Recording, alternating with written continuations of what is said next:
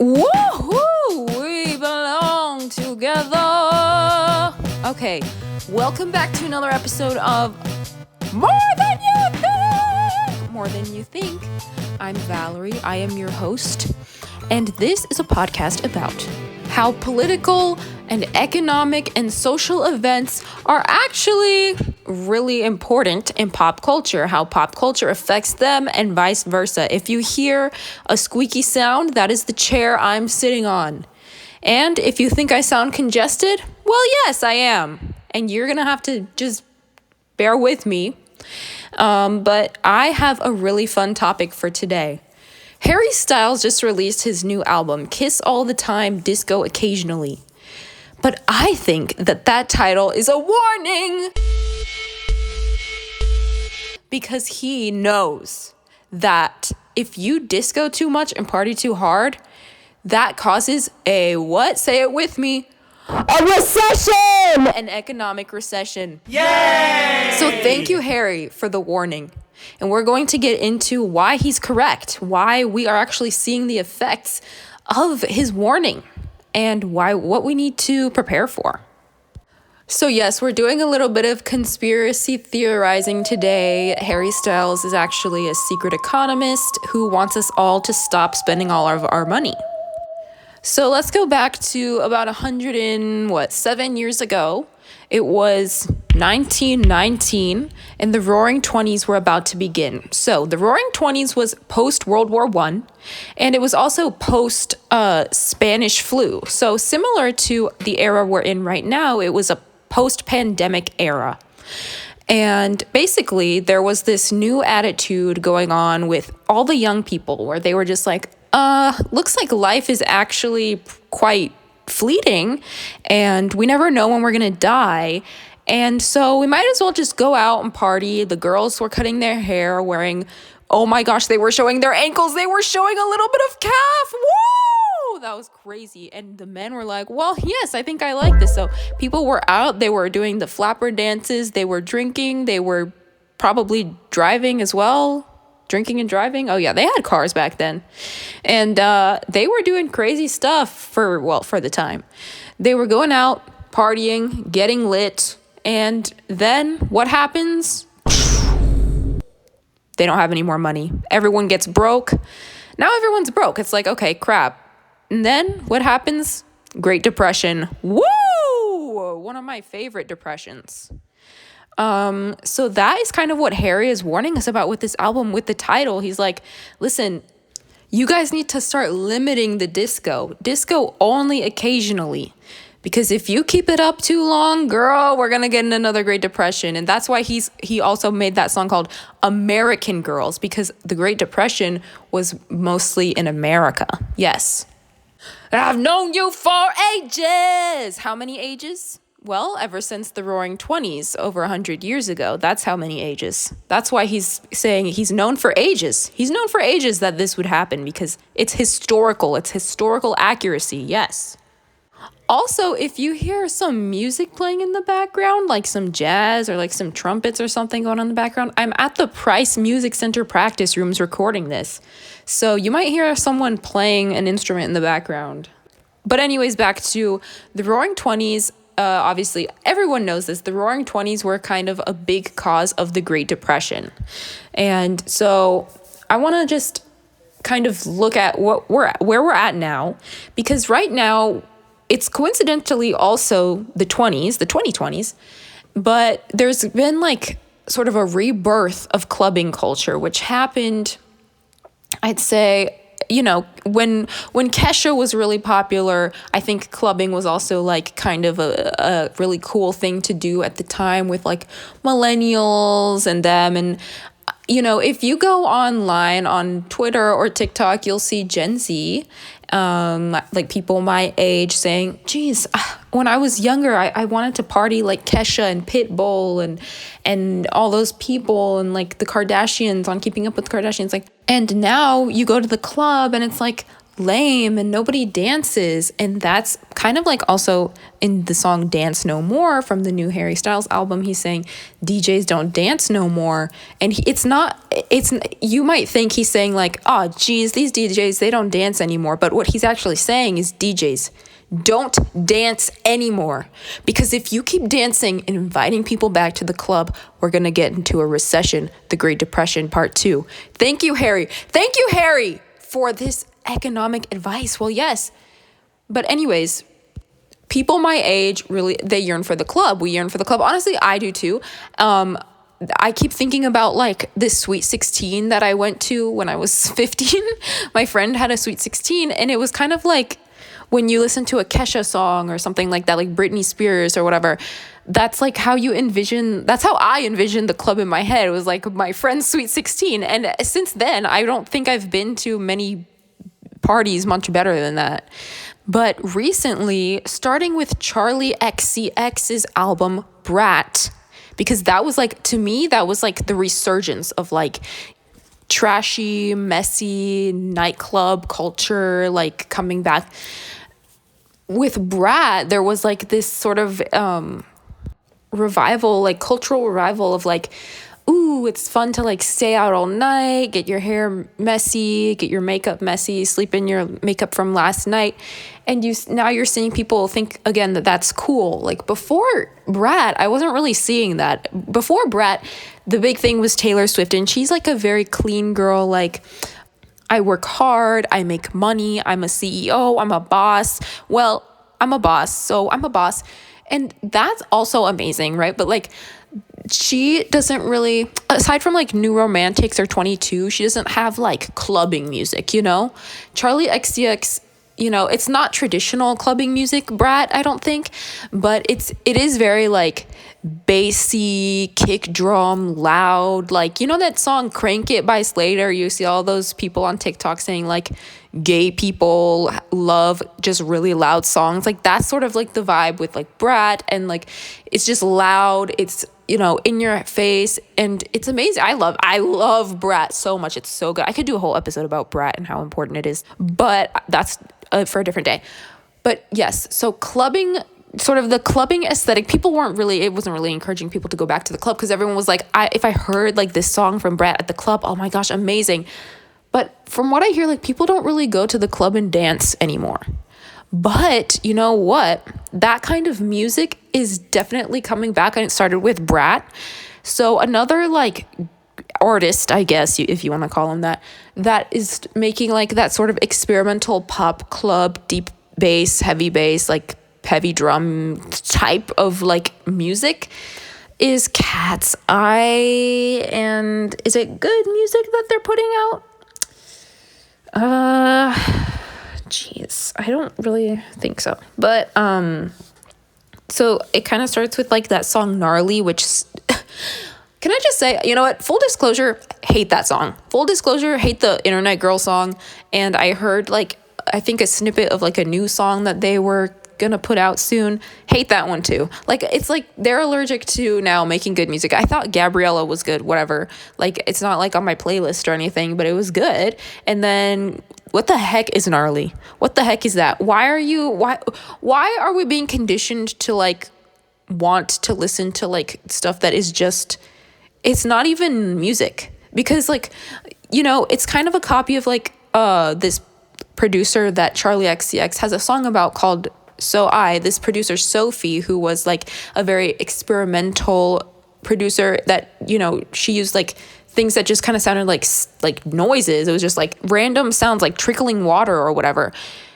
And she would turn it into music and it sounded really cool. But Gnarly or like Cat's Eye is trying to do that similar sort of thing where it's just like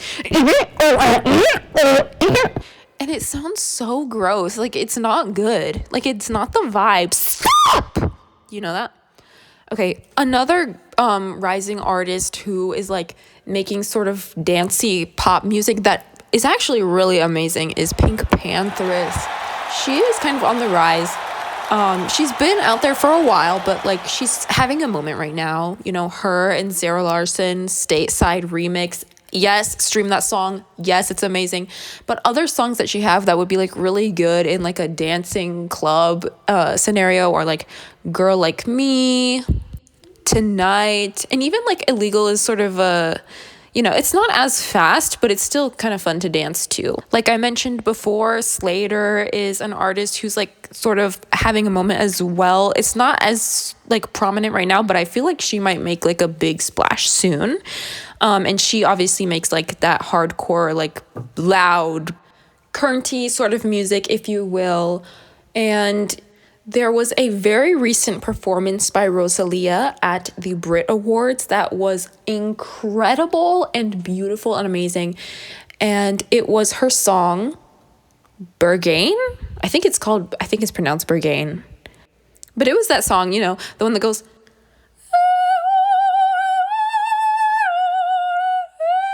I don't actually, I think it's in German. Anyways, the song is very like classical, orchestra, opera, and then in this performance she like remixed it into like a nightclub remix, and was like doo, doo, doo, doo, doo. And it was just everyone dancing on the stage, the lights flashing, like clubbing.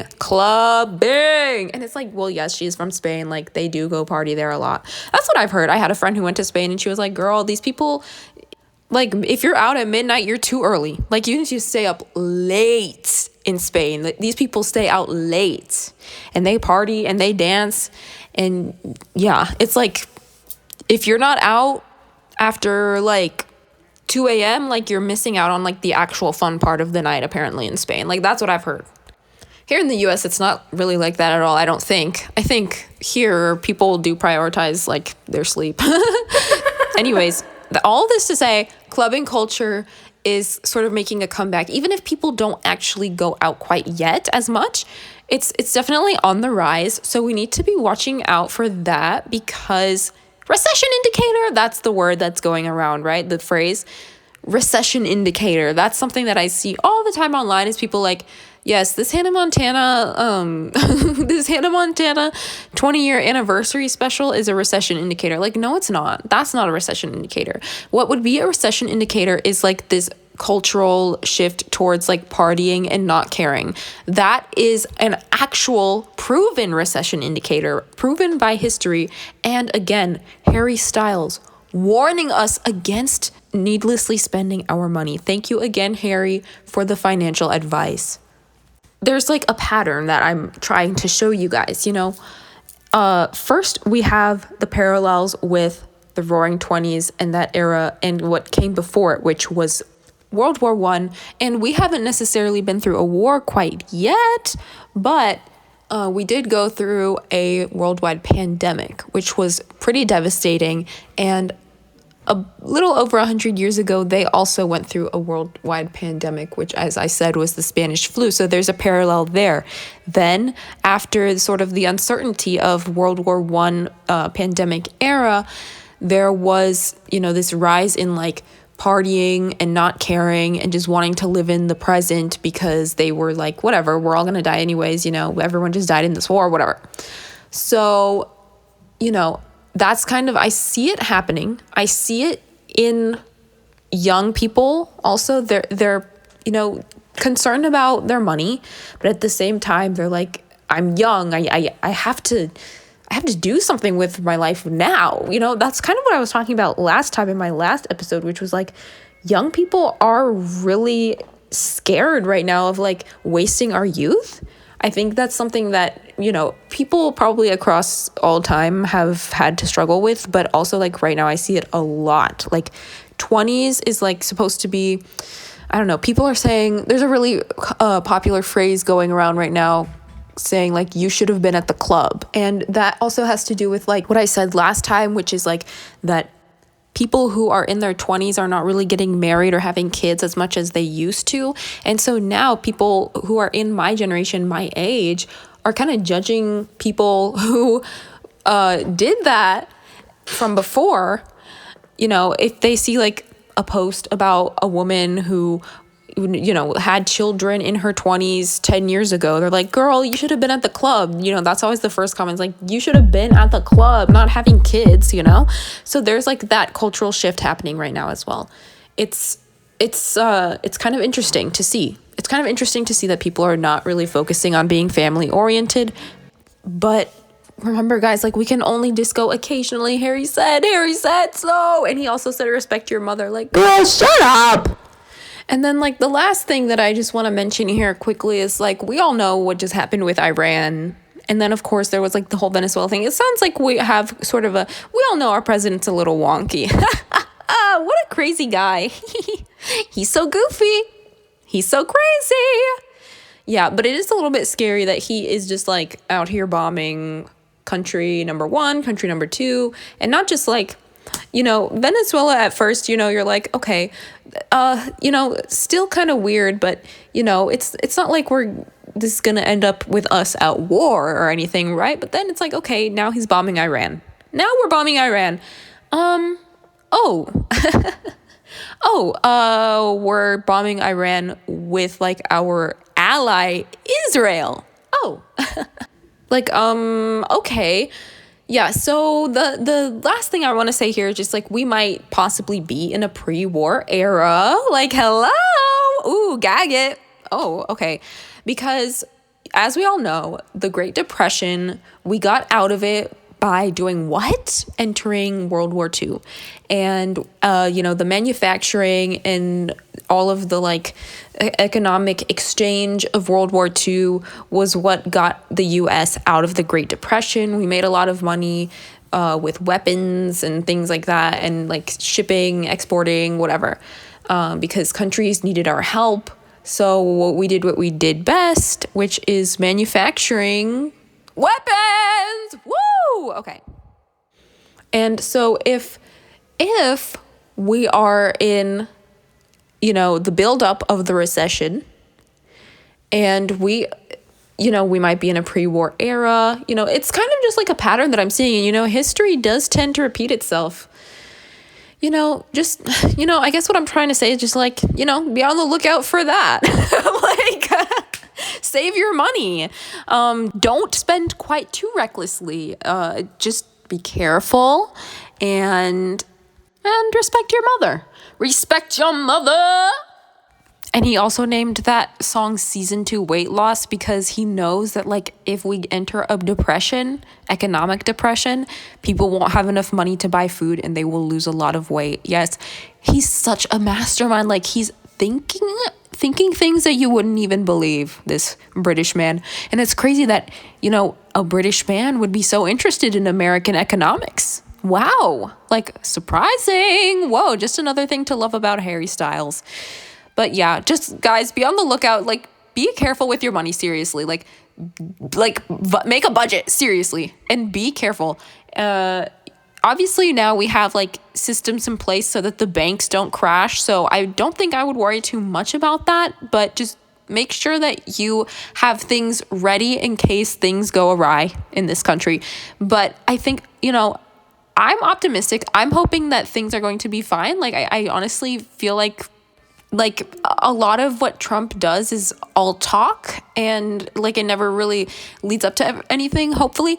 But we have been seeing a pattern of, like, oh guys, this time for real, it's World War III, and then, like, a month goes by, nothing happens, and then he does something else, and we're like, crap, it's happening again, World War III, guys.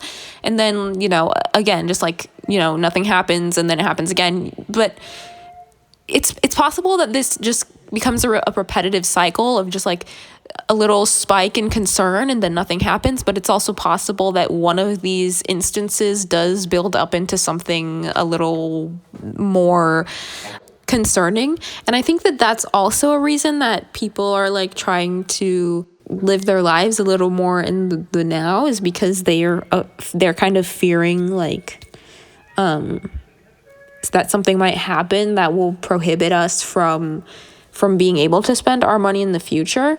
But yeah, that is kind of just the point that I'm trying to make, is, like, these are all recession indicators, lots of recession indicators. Thank you, Harry Styles, for pointing this out to us. Thank you for giving us the warning. And I think that's kind of the episode for today. Yes. Well, yes. Spring break is almost here. So guys, just hang on a little bit longer. We're almost there. And again, I am Valerie. This is More Than You Think.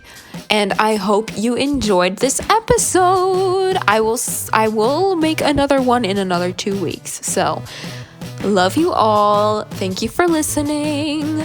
Bye.